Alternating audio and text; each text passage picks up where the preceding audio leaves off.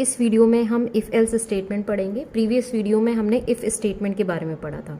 If else statement decision making statement है। Decision making statements programmers को help करती हैं डिसीजंस लेने में। रियल लाइफ में भी कई बार ऐसी सिचुएशंस आती हैं जब हमें कुछ डिसीजंस लेने पड़ते हैं और उन डिसीजन के बेसिस पर हम डिसाइड करते हैं कि अब हमें आगे क्या करना है। इसी तरीके से प्रोग्रामिंग में भी कई बार ऐसी सिचुएशंस आती हैं जिसमें कि the programmer need to take the decisions. For example कि आपकी मम्मी ने कहा कि मार्केट से केक ले आओ और अगर केक नहीं मिले तो पेस्ट्री ले आना। So there are two options कि अगर मिलता है then cake, otherwise pastry. Another example कि आप एटीएम मशीन से मनी विड्रॉ करने गए और वहाँ पर आपने अपनी पिन एंटर करी। अगर आप एटीएम पिन अपनी सही एंटर करते हैं तो you can withdraw the money. अगर आपने रॉन्ग पिन एंटर करी तो मैसेज एक डिस्प्ले हो जाता है, wrong pin entered, try again. All these things are being done through softwares which we make in any programming language. So this is the syntax. Syntax से पहले हम flow chart देखते हैं इफ एल्स स्टेटमेंट का। This is the flow diagram of if else statement. सबसे पहले condition check करेगा। Condition या तो ट्रू होगी या फॉल्स होगी। अगर कंडीशन ट्रू है तो बॉडी ऑफ इफ और block of if statement will be executed और उस बॉडी ऑफ इफ के बाद जो भी स्टेटमेंट्स हैं उनको एग्जीक्यूट करेगा। बट अगर कंडीशन फॉल्स है तो body of else will be executed. Body of else के अंदर जो भी इंस्ट्रक्शंस हैं वो एग्जीक्यूट होंगे और उन इंस्ट्रक्शंस को एग्जीक्यूट करने के बाद बाहर आ जाएगा और स्टेटमेंट्स, जो भी आगे स्टेटमेंट्स हैं उनको एग्जीक्यूट करेगा। मींस कंडीशन अगर फॉल्स है तो बॉडी ऑफ इफ एग्जीक्यूट नहीं होगी और अगर कंडीशन ट्रू है तो बॉडी ऑफ एल्स एग्जीक्यूट नहीं होगी। Now let us see the syntax of if else statement. Syntax means set of rules to write a particular code. So सबसे पहले इफ कीवर्ड, दो कीवर्ड यूज होंगे, if and else. If keyword then parenthesis में condition. If else के अंदर दो different blocks होते हैं। पहला ब्लॉक ये है इफ ब्लॉक और दूसरा ब्लॉक है एल्स का ब्लॉक और ये डिपेंड करेगा कि कंडीशन क्या है। कंडीशन अगर ट्रू है तभी ये कोड एग्जीक्यूट होगा। करली ब्रैकेट के अंदर जितनी भी स्टेटमेंट्स है, code to be executed if condition is true, तो ये कोड एग्जीक्यूट होगा और करली ब्रैकेट के बाद सीधे इधर इन स्टेटमेंट्स पर आ जाएगा जो भी एल्स के बाद है। But if the condition is false then the control will go to else part and these instructions will be executed and after executing these instructions it will execute the instructions below this। दोनों simultaneously execute नहीं हो सकते, या तो ये होगा या फिर ये होगा। it is like कि अगर केक मार्केट में है तो ले लो वरना पेस्ट्री ले लो। let us understand this with a program। I am writing a program to find whether a number is even or odd। so void main I am declaring a variable n of integer data type। n की value मैं यहाँ पर initialise नहीं कर रही हूँ, मैं scanf के थ्रू रन टाइम पर एंटर करवाऊंगी। तो वैल्यू एंटर करवाने के लिए सबसे पहले मैंने लिखा printf parenthesis double quotes enter the value of n semicolon. Then through scanf I will input the value parenthesis double quotes n integer data type का है तो कन्वर्जन स्पेसिफायर %d यूज होगा, कॉमा m%n, ये address of operator n, that is at the address of n the value which I will enter at run time will be stored in variable n। अब मेरे पास n की value आ गई scanf के through. Even और odd find करने का क्या logic होता है कि 2 से डिवाइड करके देखते हैं, अगर रिमाइंडर 0 आता है तो वो इवन नंबर है। तो उसके लिए हम क्या लिखेंगे, इफ अगर नंबर का रिमाइंडर डिवाइड करने पे रिमाइंडर, तो रिमाइंडर के लिए हम कौन सा ऑपरेटर यूज करेंगे, मॉड्यूलस ऑपरेटर। दिस परसेंट का साइन जो होता है वो मॉड्यूलस ऑपरेटर है। तो n mod 2 मींस n का जो भी रिमाइंडर आएगा is equals to, double equals to is comparison operator, double equals to 0 कि अगर 2 से डिवाइड करने पर नंबर को 0 आता है तो printf नंबर इज इवन। लेकिन अगर रिमाइंडर 0 नहीं आता तो फिर क्या करना है, मुझे डिस्प्ले करना है कि नंबर ऑड है। तो वो जो दूसरी कंडीशन है वो मैं एल्स वाले ब्लॉक में लिखूंगी, एल्स क्या प्रिंट कर दे कि नंबर ऑड है। Get ch to hold the output screen and bracket of main closed.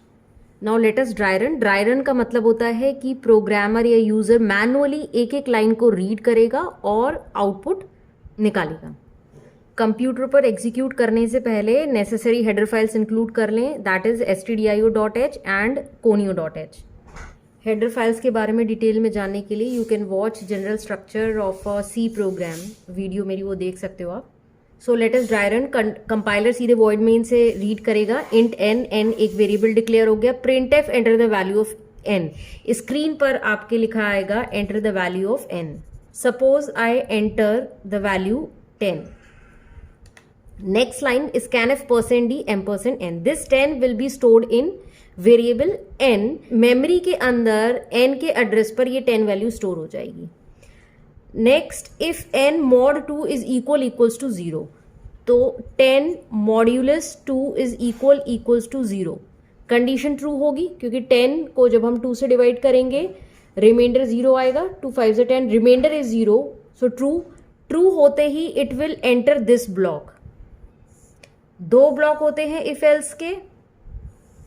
Block 1, यहां पर ये कंडीशन ट्रू है तो print F number is even. Print हो जाएगा नंबर इज इवन, और इसके बाद डायरेक्टली वो यहां पर आएगा एल्स के नीचे वाले लाइन पर. एल्स जहां पर खत्म हुआ है, करली ब्रैकेट क्लोज हुआ है, उसके बाद that is get ch. It will hold the output screen, main का bracket over, program over. Now suppose if I enter 11, enter the value of n, I enter 11. तो 11 modulus 2 is equals to 0, false. ये condition false होगी. अगर false होगी तो दूसरे block पर जाएगा. दूसरा ब्लॉक कौन सा है? else का ब्लॉक है. और else के ब्लॉक के अंदर जितनी भी स्टेटमेंट्स हैं, यहाँ पर एक ही स्टेटमेंट है, print F number is odd, तो नंबर इज ऑड प्रिंट हो जाएगा आउटपुट स्क्रीन पर, और इसके बाद जो भी लाइन्स हैं वो प्रिंट होंगी. Program over. Points to remember, ये मैंने अपनी प्रीवियस वीडियो में भी बताया था कि अगर इफ के साथ इफ ब्लॉक के अंदर एक ही स्टेटमेंट है तो करली ब्रैकेट्स जो है वो ऑप्शनल है, यू कैन रिमूव दिस. और एल्स में भी एक ही स्टेटमेंट है या एक ही इंस्ट्रक्शन है तो मैं यहां से भी करली ब्रैकेट को हटा सकती हूँ. सेम आउटपुट आएगा, कोई एरर नहीं है, इट विल एग्जीक्यूट. अब मैं एक और प्रोग्राम बना रही हूँ कि पर्सन वोट करने के लिए एलिजिबल है या नहीं. Let me include the header files, #include stdio.h, #include conio.h. Voting कर सकता है या नहीं उसके लिए मुझे एज जानने की ज़रूरत है, तो मैंने एक इंटीजर टाइप का वेरिएबल डिक्लेयर कर दिया एज, और उस एज को मैं स्कैनफ के थ्रू एंटर करवाऊंगी ना. अब स्कैनफ के थ्रू मैंने एज एंटर करवा ली. लॉजिक क्या आएगा कि अगर एज 18 या 18 से ऊपर है तो पर्सन जो है वो एलिजिबल है वोटिंग के लिए. तो इफ एज इज ग्रेटर और इक्वल्स टू, कौन सा ऑपरेटर हम यूज करेंगे? Greater equals to 18. यहां पर मैंने इफ ब्लॉक के अंदर 2 इंस्ट्रक्शंस लिए, print f you are eligible, print f go and vote. तो 2 इंस्ट्रक्शंस अगर मैं इस ब्लॉक के अंदर लिख रही हूं, then it is mandatory to include these instructions in curly brackets. अगर एक इंस्ट्रक्शन होता देन इट इज ऑप्शनल. अगर उसकी एज 18 से कम है तो फिर मैं क्या प्रिंट करना चाहूंगी कि print f you are not eligible. और दूसरी स्टेटमेंट में मैं प्रिंट कर रही हूं सिट एट होम. इसमें भी मैंने 2 इंस्ट्रक्शंस लिए हैं तो करली ब्रैकेट के अंदर लिखना जरूरी है.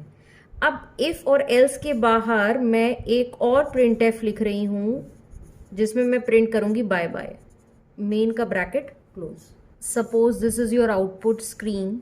Late us dry run. Int age variable declared, print f enter age. On the output screen you will see enter age. Scanf %d %age. जो मैं एज वहां पर एंटर करूंगी, सपोज आई एंटर्ड 17, तो 17 will be stored in age variable. Compiler will read the next line. If age is greater और equals to 18, age क्या है? 17. 17 is greater और इक्वल्स टू 18, फॉल्स. अगर फॉल्स है तो कंट्रोल एल्स पर आएगा और एल्स वाले ब्लॉक को एग्जीक्यूट करेगा. एल्स वाले ब्लॉक में लिखा है print f you are not eligible, sit at home. तो आउटपुट स्क्रीन पर ये डिस्प्ले हो जाएगा. करली ब्रैकेट क्लोज, उसके बाद जो भी स्टेटमेंट्स है वो एग्जीक्यूट करेगा printf bye bye. So this will be the final output. Now let us again enter age. Second time I enter age as 25. 25 is greater or equals to 18. True. अगर true है तो ये वाला block execute होगा और इसके अंदर क्या लिखा है, you are eligible, go and vote. इसके बाद जैसे ही इफ का करली ब्रैकेट क्लोज होगा, कंट्रोल आ जाएगा यहां पर एल्स वाले ब्लॉक के बाद वाली स्टेटमेंट्स पर. यहां पर एक ही स्टेटमेंट है इसके बाद, that is printf bye bye. तो यहां पर भी बाय बाय प्रिंट होगा. दोनों में बाय बाय प्रिंट हुआ. क्यों? क्योंकि इफ का ब्लॉक जैसे ही ओवर हुआ तब भी वो printf बाय बाय पर आएगा, और एल्स का ब्लॉक जैसे ही ओवर होगा then also it will come to this statement, control will come to this statement. अच्छा, यहां पर अलग अलग लाइन में मैंने लिख दिया, लेकिन एक्चुअल में जब आप कंप्यूटर पे रन करेंगे तो ये सब चीजें एक ही लाइन में आएंगी. इस तरीके से ये सब एक ही लाइन में आएगा, क्योंकि मैंने यहां पर /n नहीं दिया है जो कि एक कंट्रोल कैरेक्टर है. /n अगर मैं चाहती हूं कि यू आर एलिजिबल के बाद नेक्स्ट लाइन पर प्रिंट करे तो यहां पर मैं /n दे दूंगी डबल कोट्स के अंदर, /n इस तरीके से. फिर गो एंड वोट के बाद भी नेक्स्ट लाइन पर प्रिंट हो जो भी नेक्स्ट लाइन है, तो /n I will give here. आप चाहें तो आगे भी लिख सकते हैं, नो प्रॉब्लम. /n जो है कंट्रोल कैरेक्टर है न्यू लाइन पर प्रिंट करने के लिए, न्यू लाइन पर लाने के लिए कंट्रोल को. Now points to remember. If block के अंदर मल्टीपल इंस्ट्रक्शंस हैं, तो जब एक से ज्यादा इंस्ट्रक्शन होता है then brackets are mandatory. Similarly else block में.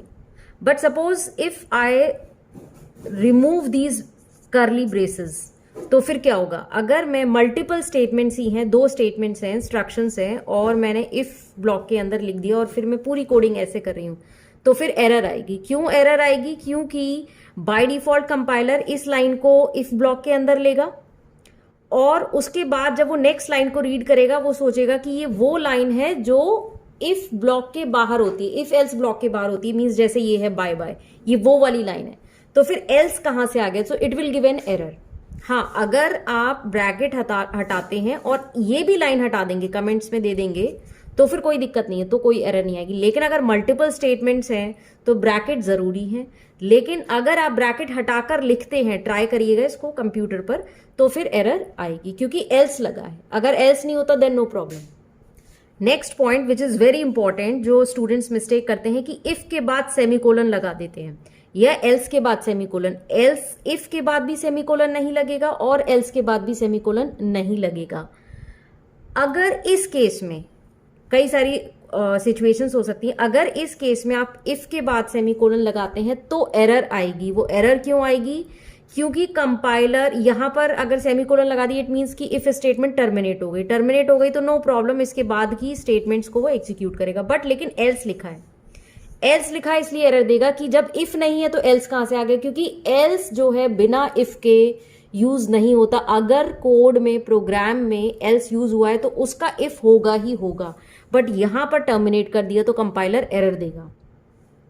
लेकिन अगर मैं बिना एल्स के इफ यूज कर रही हूं, इस तरीके से इफ की मैंने कोई कंडीशन दी, सेमीकोलन, और फिर printf की कोई लाइन लिख दी, दूसरी लाइन लिख दी, लेकिन एल्स यूज नहीं करा, तो फिर एरर नहीं आएगी. देन नो प्रॉब्लम, क्योंकि इफ यहां पर टर्मिनेट हो गया, ब्लैंक है, वो इस तरीके से लेगा कि ब्लैंक स्टेटमेंट से इफ के अंदर कोई भी स्टेटमेंट्स नहीं है और आगे की स्टेटमेंट्स को एग्जीक्यूट करेगा. ये सिर्फ विदाउट एल्स वाला इफ मैंने प्रीवियस वीडियो में डिस्कस करा है, वहां पर आप देख सकते हो. अगर एल्स आपने लगाया है और फिर सेमीकोलन लगाना है तो फिर एरर आएगी. लेकिन अगर एल्स के बिना सेमीकोलन लग रहा है तो फिर कोई एरर नहीं आएगी. तो इन शॉर्ट, इफ बिना एल्स के यूज हो सकता है जो हमने प्रीवियस वीडियो में पढ़ा है, लेकिन एल्स अगर यूज करा है तो इफ होगा ही होगा. Without if else can not be used. Now I am writing a short code and you have to give the output in the comment box. Code is if int a equals to 0, if a is equals to 0, you are comparing the value, printf 0 value, printf hello, bracket close, else printf non-zero value, printf by. Tell me the output in the comment box.